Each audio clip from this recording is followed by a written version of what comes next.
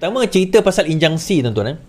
Ada satu injunction yang dibuat, yang nak dibuat, saya tahu dah dibuat ke tidak, saya dengar lah, nak dibuat terhadap filem Anwar The Untold Story oleh siapa? Tun Mahathir. Ini saya dengar, betul tidak wallahualam kan.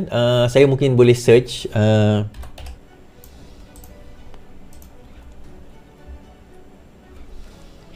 ura-ura Anwar The Untold Story akan diberhentikan tayangannya.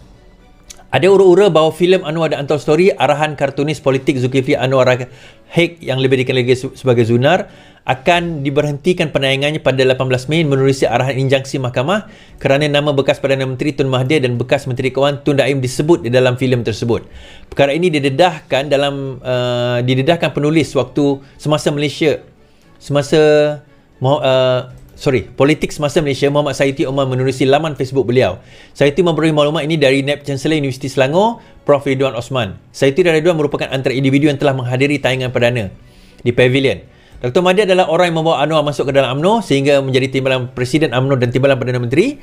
Walau bagaimanapun, pertemuan di antara mereka telah menyebabkan kejatuhan Anwar Ibrahim. Jadi kalau kita lihat, ini maklumat yang datang daripada maklumat sekunder jugalah. Sama ada dia nak buat atau tidak buat injunction tersebut, saya tidak pasti. Tapi apa itu injunction? Itu basically nak minta dia dihentikan lah. Ada satu usaha, kalau betul perkara tersebut nak menghentikan ataupun nak buat satu court order, satu arahan mahkamah supaya filem itu tidak ditayangkan. Tapi tak apa dulu tuan-tuan, beli je dulu kan. Kalau tak ditayangkan, then saya akan kembalikan duit tuan-tuan lah. Itu je dia punya point. Kalau dia apa orang kata tidak ditayangkan, then saya kembalikan duit tuan-tuan dan puan-puan. Itu je point dia. Kan. Namun begitu, kita nak kata bahawa ini merupakan satu cubaan Tun Mahathir, kalau benar dakwaan demikian, untuk nak mengekang filem tersebut daripada ditayangkan. Dan menurut kawan saya yang dah menonton, saya tak tengok lagi. Ini kali pertama, nanti saya akan tengok pada 20 hari bulan ni. Ini kali pertama saya akan tengok pada 20 hari bulan bersama tuan-tuan dan puan-puan yang melihat yang bersama dengan saya. Dan menurut komentar mereka, of course dia biopic lah. Biopic ni agak slow pace, dia ceritakan tentang itu. Dia nak rungkaikan seluruh perjuangan Anwar Ibrahim ni memang mustahil lah dalam masa 2 jam kan. So tapi bagi yang menyelusuri, ada Datuk Romli cerita wife dia nangis-nangis tak esak-esak kan. Dia Datuk Romli apa ni kan. Sebab mungkin wife dia merasa apa yang Datuk Romli ni antara orang awal yang mengasai perjuangan tersebut, antara yang dia cerita panjang kat saya lah berkenaan kehidupan Datuk Romli kan. So ramailah yang melihat, yang menangis, yang sedih dan sebagainya kan, mengenang kembali perjuangan. Saya tengok trailer dia pun saya sebab tuan-tuan. Tengok trailer pun saya sebab. Sebab saya pernah berborak, tak apalah yang tu saya tak cerita lah kan. Berkenaan dengan ada satu perkara dalam peristiwa tersebut yang dibawa dalam cerita itu, sebenarnya orang tu cerita balik kat saya. Sebelum cerita tu keluar, dia cerita balik kat saya, dia cerita, kemudian bila saya tengok trailer tu, ada part tu. Betul lah, sebagaimana dia ceritakan. Dan dia adalah salah seorang pegawai penjara. Baik, saya tengok kat TikTok kan. Dia kata apa? Ni, sekarang ni, nampak sangat Rafizi ni cuba nak menghancurkan bisnes Melayu. Disebut pasal TNB lah. Boleh pula dia nak suruh, dia nak spend 50 juta kepada solar di bangunan-bangunan kerajaan. Inilah dia. Cuba nak merosakkan apa orang kata bisnes-bisnes Melayu, iaitu TNB lah. Dia sebut TNB tu bisnes Melayu kan. Sama sekali baik, TNB tu open. Orang bukan Melayu pun boleh beli saham dekat TNB. Tak semestinya orang Melayu saja. Yang kedua, even TNB pun galak kan. Bila kita guna solar ini, 50 juta dia belanjakan itu, antaranya boleh masuk tender tu TNB lah. Online pun boleh. Tetapi itu juga mengurangkan perbelanjaan apa tuan-tuan? Perbelanjaan bagi bangunan-bangunan kerajaan. Saya pernah pergi ke Putrajaya, bangunan Putrajaya tu. Saya pergi bangunan timbalan Perdana Menteri. Saya tengok daripada atas tu. Saya tengok dia punya apa orang kata, dia punya bumbung. So, saya pergi ke Kementerian Wanita, saya pergi ke Kementerian apa orang kata, Kementerian Kesihatan. Saya tengok daripada atas tu. Bila saya tengok atas tu kan, saya kata bumbung ni luas. Kenapa tak buat solar? Saya tanya macam tu. This is back in 2019 saya tanya. Lepas tu 2023 pun saya pergi itu. Saya tanya, kalau buat solar ni bagus ni. Betul-betul Rafizi dah buat. Rafizi dah buat. So kalau kita nak tengok daripada segi kos tu, walaupun tak banyak, maksudnya 50 juta dia belanjakan, tetapi long run Biasanya solar ni boleh dia punya lifespan dia dalam lebih kurang 10 tahun dan dia boleh digunakan 20 tahun sebelum dia dah dihabiskan. Sekurang-kurangnya dalam 20 tahun itu dia boleh menjimatkan penggunaan elektrik di dalam bangunan kerajaan. Yang mana kerajaan Malaysia adalah antara employer yang paling ramai paling besar, the biggest employer in Malaysia adalah kerajaan Malaysia. Di mana pegawai dia lebih kurang 1 juta orang, more or less.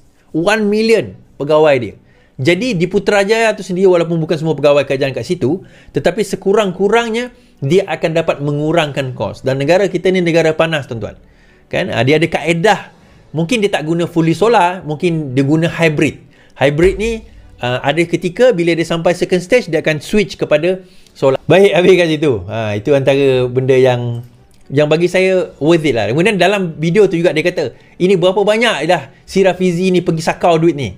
Saya tak tahu siapa buat video tu lah. Tapi kalau saya tahu siapa buat video tu, saya nak dia kemukakan tuduhan bahawa Rafizi sakau.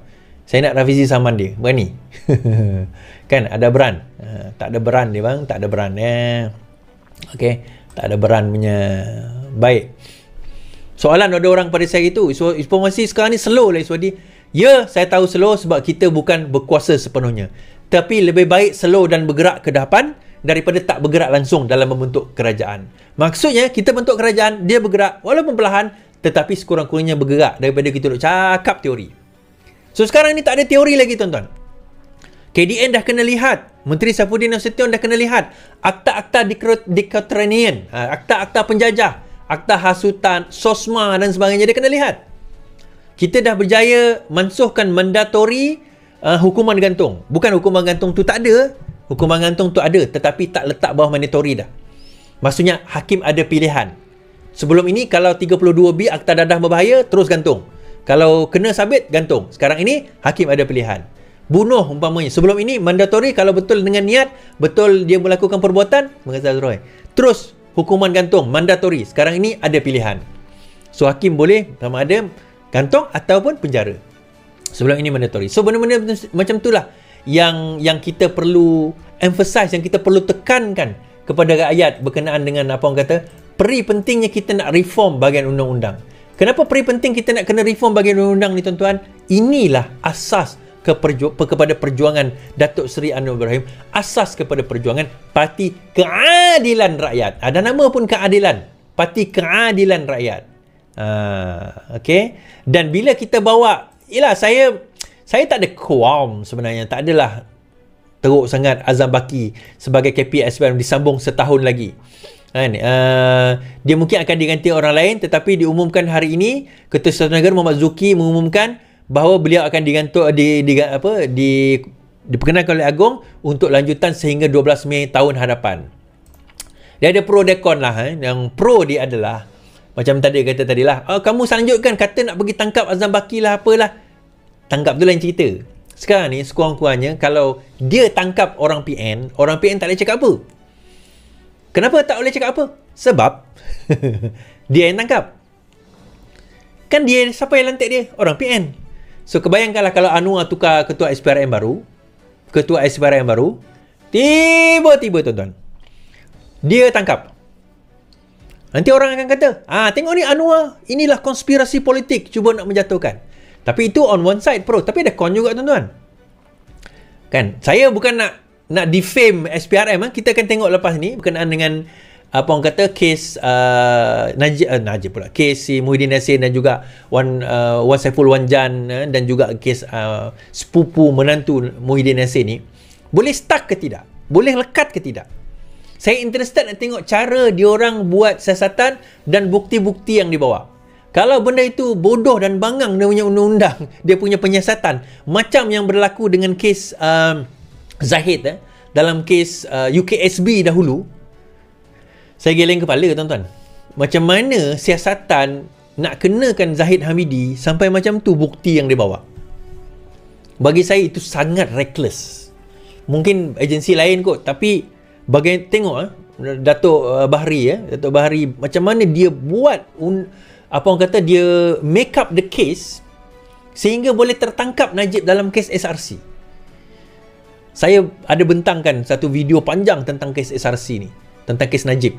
Saya ceritakan satu persatu cara kaedah dia dan macam mana BOK Badan Biro Operasi Khas SPRM pada waktu itu perangkap dapatkan data Najib tu sehingga dia boleh kena. Tapi bila masuk UKSB Zahid boleh lepas. Dia ada cerita dia tu. Kan bila tengok rupanya tak boleh nak kena. Sebab apa? Sebab siasatan tu. Cara siasatan itu. So saya nak tengoklah Muhyiddin Yassin ni bagaimana. Kan? Saya nak tengok Wan Saiful, Wan Jan macam mana. Saya nak tengok menantu macam mana. So akhirnya kita kena tengok balik kepada SPRM nanti. Bagaimana mereka conduct siasatan tersebut. Itu saya kata ada pro tadi. Yang kita kata kalau dia tangkap tak boleh nak kata apa lah Is. Yalah, sebab apa dia dilantik oleh PN. Tapi dalam masa sama betul kesiasatan dia nanti. Yang tu kita akan nilai bila siasatan sudah